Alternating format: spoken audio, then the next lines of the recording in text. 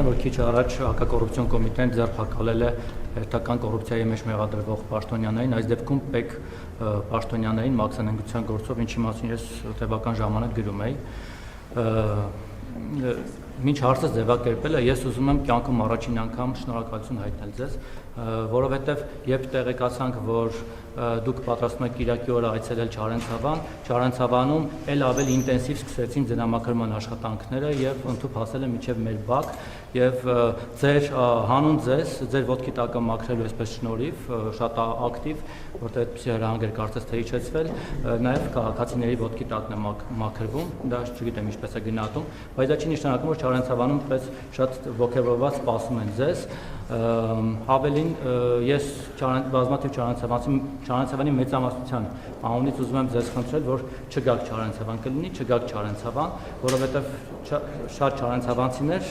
ասում են, որ թող չգա եւ Չարենցավանը եւ մեր եկեղեցին եւս իր ներկայությամբ եւ իր պատարակով չփոխվի, որովհետեւ իրենք այդպես են գնահատում ու խնդրել եմ փոխանցել ձեզ, որովհետև Չարենցավանում այնպես չի, որ ողջավորված են ձեր այցով եւ հոգեվորականը, որին իմ տեղեկություններով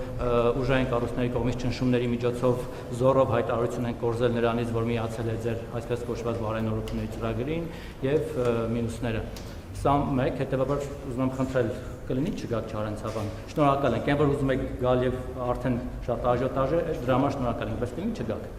Մի բան է, հա։ Ամենայն հարգանքով Հայաստանի Հանրապետության ժողովրդի քվեով վարչապետ ընտրված մարդուն Հայաստանի Հանրապետության տարածքում որևէ մեկը չի կարող ասել, թե նա ուր գնա եւ ուր չգնա։ Ամենայն հարգանքով։ Յուրաքանչյուրը կարող է ունենալ իր կարծիքը, յուրաքանչյուրը կարող է արտահայտել իր կարծիքը։ Դուք հիշում եք, որ եղան այդպիսի դեպքեր, նման փորձեր, իսկ թե ինչ եղավ հետո, կարծում եմ բոլորը տեղյակ եք։ Ամենայն հարգանքով ես հարգում եմ բոլոր նման կարծիք ունեցողներին, երկրորդը բացարձակապես չեմ կարող համաձայնվել, որ շատերը կամ մեծամասնությունը այդ կարծիքին են, բայց ելի եմ ասում, դուք խոսում եք Հայաստանի Հանրապետության լեգիտիմ ընտրված վարչապետի հետ եւ կներեք ամենայն հարգանքով եմ ես ձեր կարծիքին վերաբերվում, բայց ձեր ասածը ընդամենը կարծիք է, որը հնչելու իրավունք ունի։ Շնորհակալ եմ։ Դուք Գևորգ Սարոյանի Մասիսի թեմի առաջնորդ, որ անցել է ձեր կողմը, էլի այսպես կարգել եք, նշանակել եք, որպես Մասիսի թեմի առաջնորդ, չնայած որ Լեոպոլդ Հայրապետը նրան ազատել է այդ կարգավիճակից, չգիտեմ, պաշտպան է համարվում, թե ոչ, եւ Գևորգ Սարոյանը դեռ ամիսներ առաջ Կաթողիկոսի մասին շատ մեծ դրվատանքով էր արտահայտվում, 1-2 ամիս առաջ ընդամենը եւ ասում էր, որ մենք պետք է ուրախ լինենք, որ Գարեգին երկրորդն է մեր կաթողիկոսը եւ հիմա փաստորեն դավաճանեց Գարեգին երկրորդին, որովհետեւ իր համար անձամբ շատ մեծ բաներ է արել, շատ իրավիճակներից է փրկել եւ հիմա անցած ձեր կողմը բացի այն, որ նրանք իրադարձ են ասում, այլ նաև հենց կաթողիկոսին դավաճանած են ասում։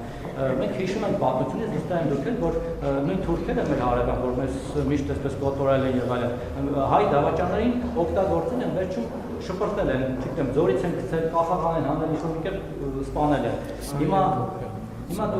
Հիմա դուք օրինակ ոնց եք վերաբերվում դավաճաններին, մարդը որ դավաճանել է նախկինում իր ղեկավարներին, իր տերերին, իր մտերիմներին, հիմա անցել է ձեր կողմը, չեք կարծում, որ վաղուց ձեզ կդավաճանի, ոչ թե դուք դավաճանության դեմ շատ այսպես նեգատիվ վերաբերմունք ունեք։ Իրաներ եք պատասխանում Գևորգ Սարոյանին օրինակ օգտագործել, շփրտել, ասենք, պատմության օրինակով։ Ձեր հարցի կոնտեքստում կա մի դավաճան եւ դա Կտրիչ Ներսիսյանն է, ով դավաճանել է Հիսուս Քրիստոսին, ով դավաճանել է Հայաստանյաց առաքելական Սուրբ եկեղեցուն,